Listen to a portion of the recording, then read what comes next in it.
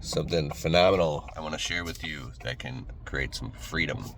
So, you have people in your life, all different types of people, millions of people, billions of people, but the people that are close to you are usually the people that can build you up the most and their words have the most meaning, or the people that can cut you down and tear you down the most with just the simplest little tiny thing, because you care so much about how they feel about you or what they say, or right, or they're. So one of the biggest things could be, it's called the Invalidator. It's a certain, and it's not a personality type. It could be, not as far as narcissism, but it's basically whenever you go to talk to anybody or say anything, or you could like win first place doing this thing, or you do a good job for real, and this person's like, yeah, but you suck over here, or you suck at that thing, or what you did didn't matter, or I don't agree with what you're saying, or your feelings aren't real, or why are you even feeling this? Like, they totally invalidate your accomplishments, your feelings, as though, and it's actually, it's a subtle form of, I don't know what you say, like an emotional type of abuse or something, that it's very subtle, because it's not direct, it's almost like an indirect thing, and it causes a lot of damage, especially like it can create deep-seated feelings of unworthiness. And that's why I believe, as like a human race, we're literally so spiritually and emotionally behind. It's really sad. Like, wouldn't it make sense to build up and encourage and motivate and inspire and find the good things that people do and say, wow, you did a good job, how did you do that? Like, wow, like, and really mean it. It's like, instead of being so negative all the time. Anyway, so the Invalidator emotion. So check this out. Here's my little tip. I almost went down a rabbit hole there, but here's my tip. Imagine if you go to share, it doesn't even have to be good news, it could just be like an emotional thing with somebody, like a story, an epiphany, a thought, something you just want to share with somebody you care about. And if that person invalidates you and says, like, why are you even telling me this? Or, I don't care. Or, they actually might just be incredibly honest and they just don't care. Or like, all right, where are you going with this story? Or they make you feel stupid in that moment. Like, in the moment you become vulnerable and open with them and you want to just share something exciting about a thought you had, something about your day, an idea, a business idea, anything. And they cut it down. Now, real quick, in their defense, they might be doing this unconsciously. They might be busy. You might be approaching them at the wrong damn time. You might think everything's all about you, and you live in your own world where the world revolves around you, and somebody's, hey, I don't got time for this right now, you got to get to the point. And then you become a victim and say, hey, like, I'm reversing this now, doing a thought reversal, plot twist. How could you try to hold somebody accountable and say that they're some narcissistic, invalidator, abuser personality when you're just really fucking needy? Oh! I promised myself I wouldn't say the F word. Now all the Christians are going to come in the comments, you're going to burn in hell for eternity! I can't even believe it! In the other video you're doing about you're not a real Christian, going to hell, fire and brimstone for eternity in a pit. Well, you're guilty too then. We're all guilty. That's why I have Jesus. Alright, back to what I was saying. Oh, I'm sorry. Because I've made over 150 videos where I accidentally slipped and said an F word. I said it. As soon as I get emotional, it slips out. And I've deleted all those videos. And all this value isn't coming out. Or maybe it's not value. Maybe it's me just blabbing. Maybe I should just shut up and never make another video ever again. You're like, just get to the point! Alright. Here you go. If that person is genuinely invalidating you, like, because they're so selfish and they claim to care about you and they want you to hear all of their stuff and all their ideas and to care about them, but they want to at least go from first to second stage consciousness where they reciprocate and they communicate and they, what's the word?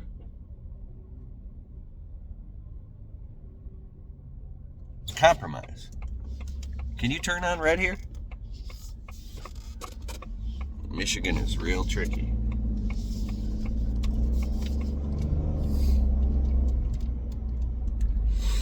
Anyways, here's what you do.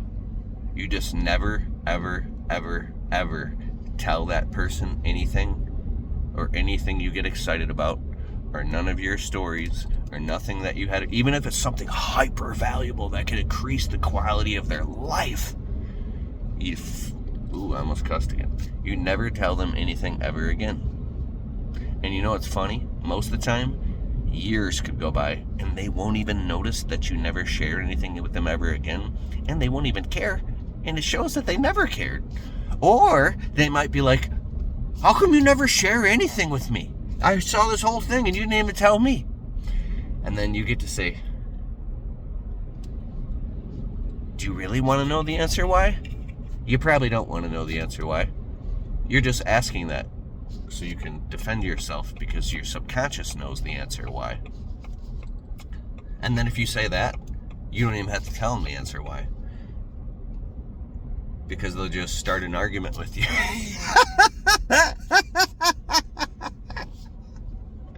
And then, but if they really want to know the answer, which most people don't want to know the real answer or anything, you could say, because every single time in the past when I've ever tried to say anything to you or communicate anything or even share something positive, you invalidated me, you cut me off. And as soon as you go to tell somebody the truth, what do? They go right into denial, and then they accuse you of being a gaslighter, of making shit up. They start accusing you and turning it around. And then you know what you say? You say, case in point. Click. And then you never talk to them again, and then they go around telling everybody why I'm just making this part up, but they go around and tell everybody why you're the nutcase, you're the crazy, you're the this, you're the that, and they never even took responsibility or accountability for anything, that you just try to have a conversation with them about a little bit of your truth. Now, if you want to go extreme, this is probably not what they're saying, but this can feel like what they're saying. What it feels like what they're saying is,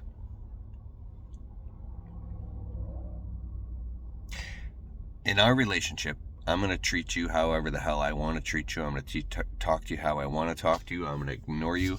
I'm going to invalidate you. I can dump all my bullshit and all my garbage and all my trash on you. And if you dare even try to even tell me a positive story, I don't want to hear it. I'm going to invalidate you. This relationship's all about me. It's a one-way street. It's my way or the highway. And if you don't like it, it's your fault. And if you don't like it, there's something wrong with you.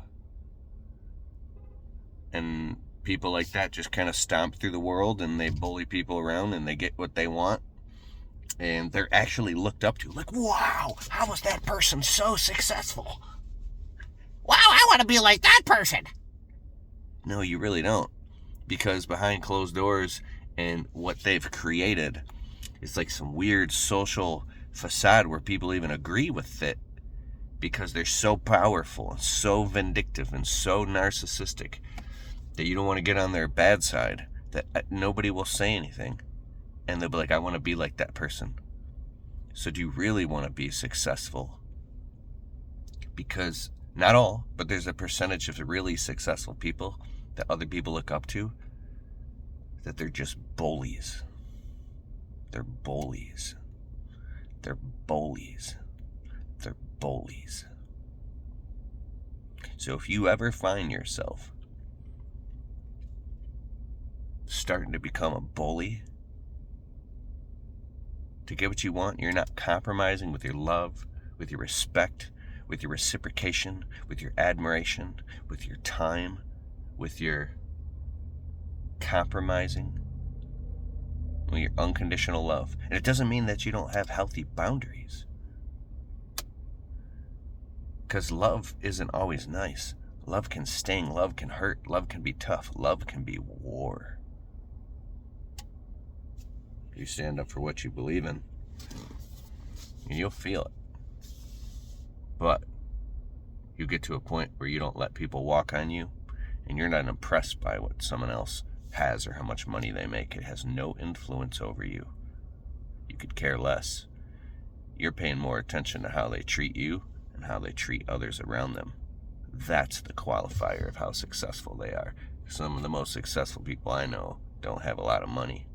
Actually, I know somebody who is very successful emotionally and spiritually and psychologically and psycho-emotionally and didn't really have any money. And because of their deep roots, their roots became so deep and so strong of the level of, I could talk about this person for an hour. This person became incredibly financially successful. Their tree just started bearing tons of fruit, overwhelming amounts of fruit. The fruit's so much fruit that it's ripe and falling off the tree that they're giving away fruit to other people.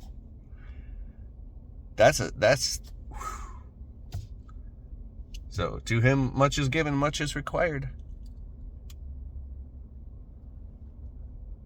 Take the people around you who have treated you like crap and use them, or those personality traits. I'm not saying they're bad people, but everybody goes, some people might just be having a really bad day. It's complex, the layers of the jawbreaker. But when you go up to spiritual truth and you simplify and you look across the horizon and you say, what about them upsets me, or what they're doing, or their behavior, and how can I learn and let that be a warning so I can be a good example, and I can, in between the stimulus and response, whatever happens to me, say, how am I going to respond in this moment?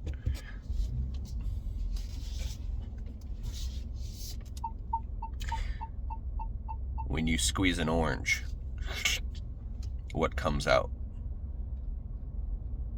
Orange juice. Why? Because that's what's inside. Let's extend the metaphor. When somebody squeezes you, puts you under pressure, what comes out? Does anger and hostility and rage come out, and retribution and revenge? Or does fear? Do you clamp down? Do you get quiet? Do you cry? Or does love pour out of you, right? When you're squeezed and under pressure, does unconditional love flow out of you? What's inside, whatever is, when you're under pressure and you're squeezed by life and by the world, whatever comes out is what's inside.